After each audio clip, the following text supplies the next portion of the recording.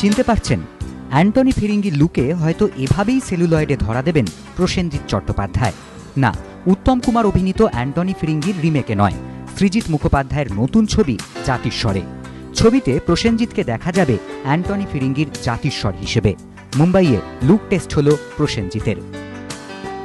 অনেকদিন ধরেই কথা চলছিল, গত 3 মাস ধরে আমরা জাতিস্বর করবো। জাতিস্বরে আমার ফার্স্ট ডাবল রোল, তার মধ্যে একটি রোল এখনকার, যেটার পরে অবশ্য দেখা যাবে। অ্যান্টনি ফিরিঙ্গি দেখছি কয়েকটি ছবি ফোন করছি।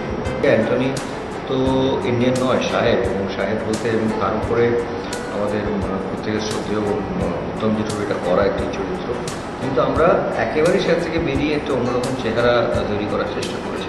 আমরা we are very happy with the look. Jatishwar is basically, it is a musical if you very broadly categorize it.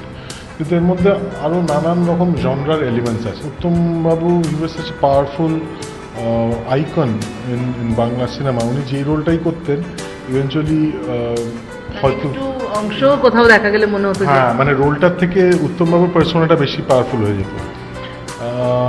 কিন্তু এটা মাথায় রাখতে হবে যে অ্যান্টনি ফিরিঙ্গি কিন্তু একজন রক্তমাংসের মানুষ ছিল।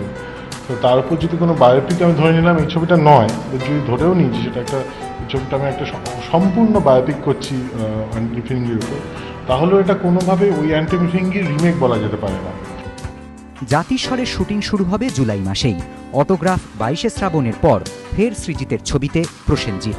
তাদের নতুন চমক দেখার অপেক্ষায় দর্শকরা। জয়িতা মিত্র রিপোর্ট, এবিপি আনন্দ, মুম্বাই।